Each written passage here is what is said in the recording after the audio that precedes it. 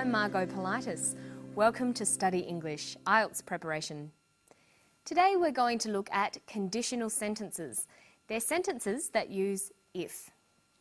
If you listen carefully, you'll be able to hear Dr. Malcolm Simons talking about junk DNA, the parts of DNA that people used to think were just rubbish. Listen to the different types of sentences he uses. Under Darwinistic notions, you would think that junk would drop off under the theory of natural selection, just like species drop off if they hit ecological niches which is incompatible with survival.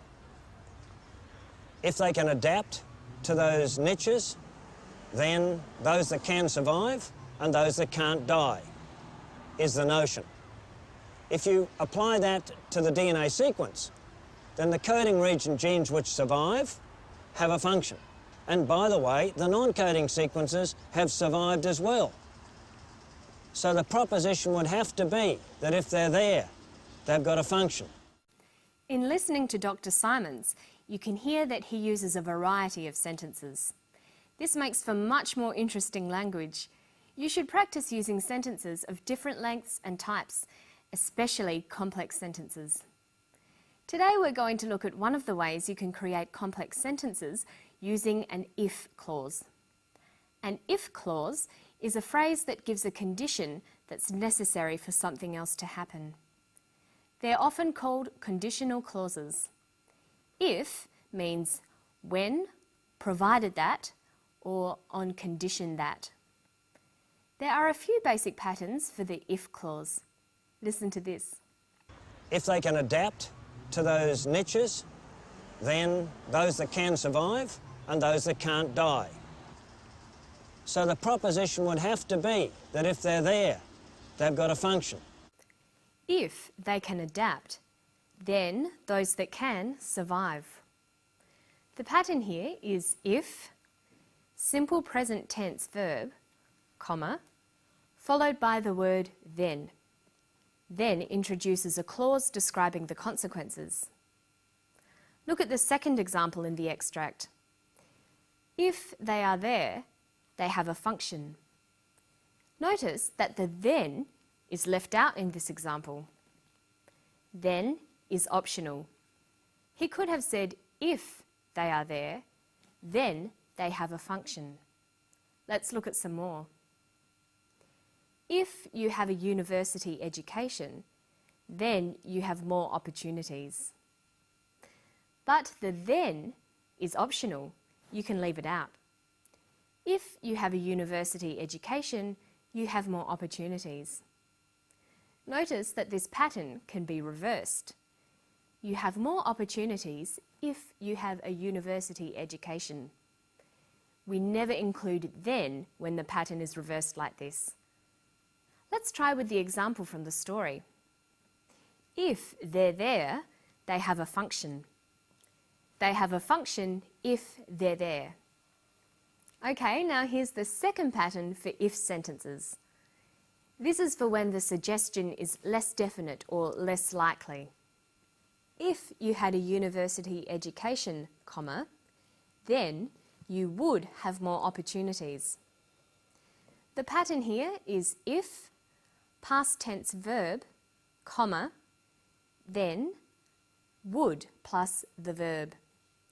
If you had a university education, then you would have more opportunities. We use this pattern when we're talking about the future and about something that may not be as likely to happen. Compare these two patterns. If you study hard, then you will pass your test. If you studied hard, then you would pass your test. In the first example, it's a bit like making a useful suggestion. The second sentence is less definite and less polite. It suggests that the person doesn't study hard now. So that's two ways of making the conditional tense. How to say that one thing will happen or might happen if something else happens. There are other forms of the conditional tense too.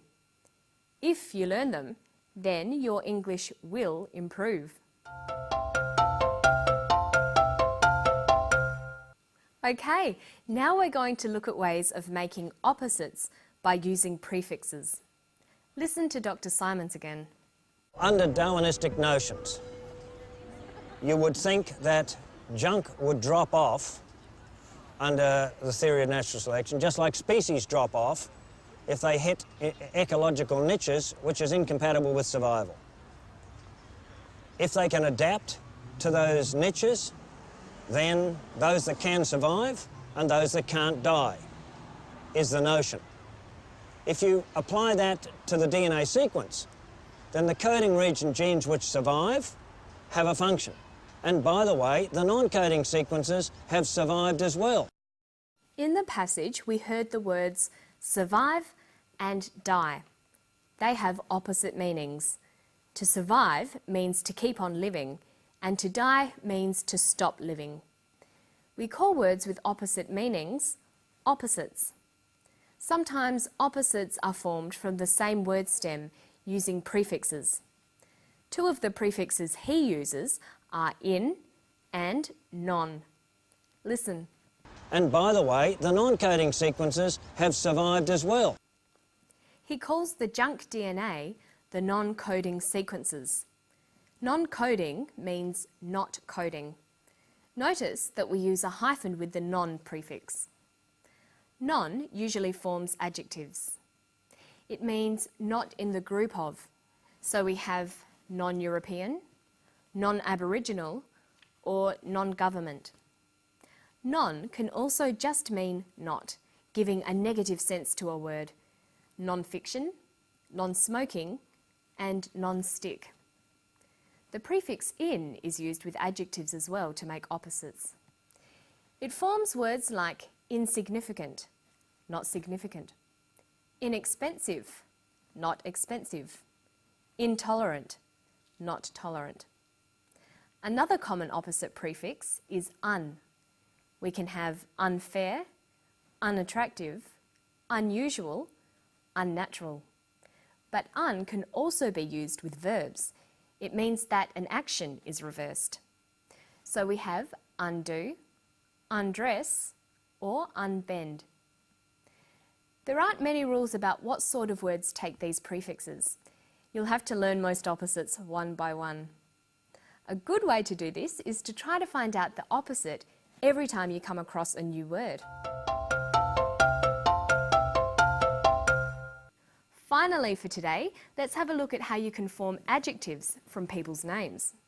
Under Darwinistic notions, you would think that junk would drop off under the theory of natural selection. He says under Darwinistic notions. Darwinistic here is an adjective, but it's got a capital letter. Do you know why? Well, that's because it comes from the name Darwin, referring to Charles Darwin, who developed the theory of natural selection.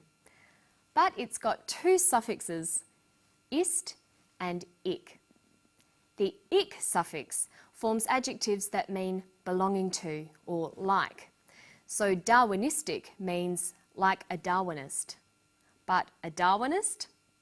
Well, the suffix ist forms adjectives too, but it forms an adjective that describes a type of person with a certain set of beliefs.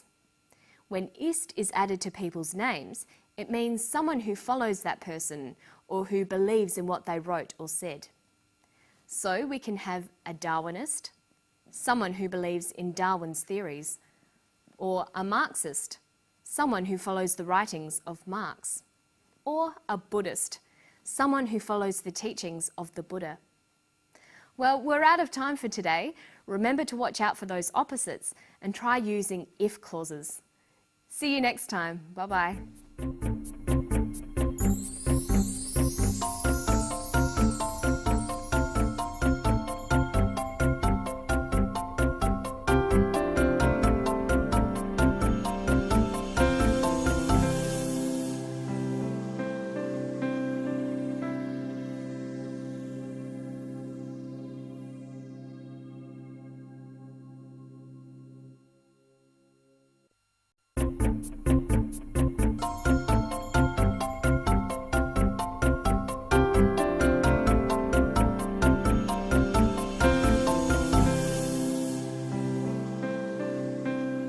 Hello, I'm Margot Politis. Welcome to Study English, IELTS Preparation. Today on Study English, we're looking at adjectives. How do you use them? How do you order them?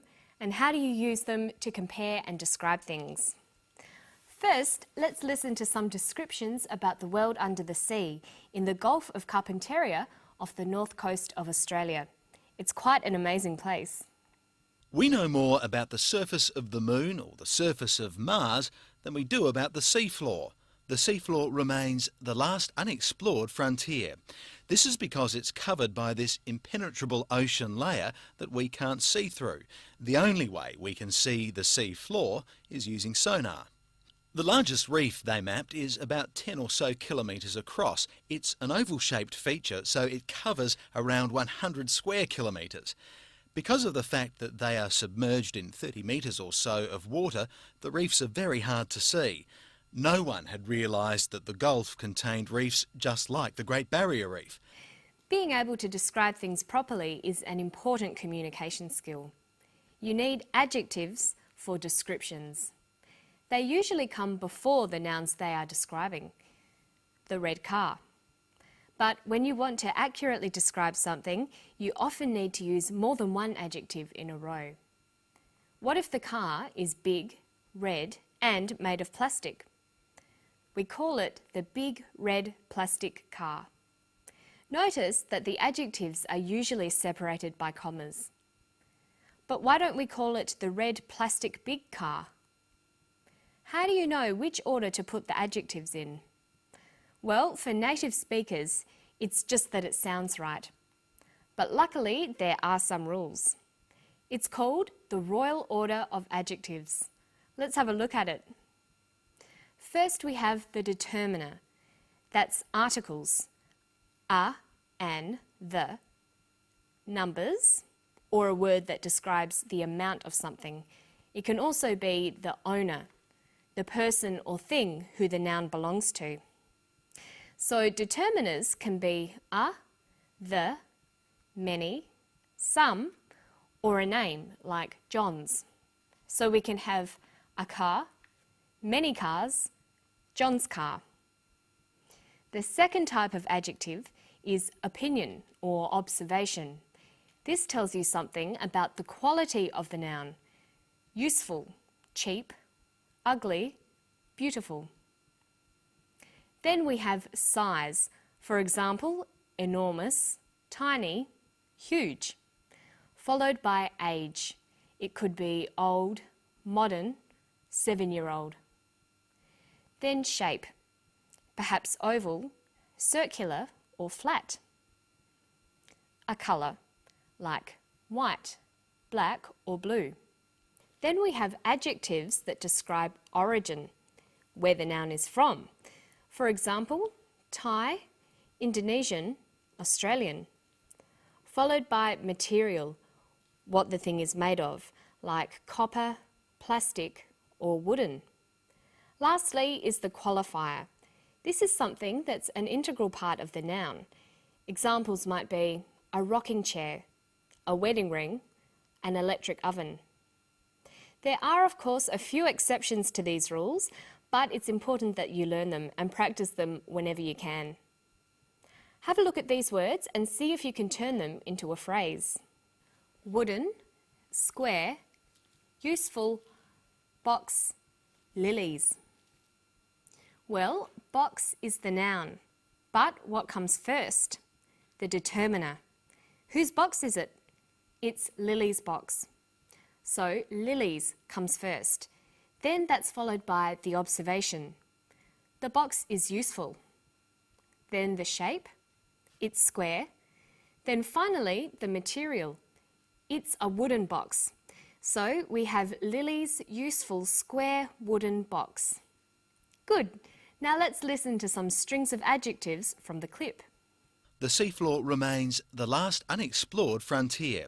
This is because it's covered by this impenetrable ocean layer that we can't see through. The largest reef they mapped is about 10 or so kilometres across.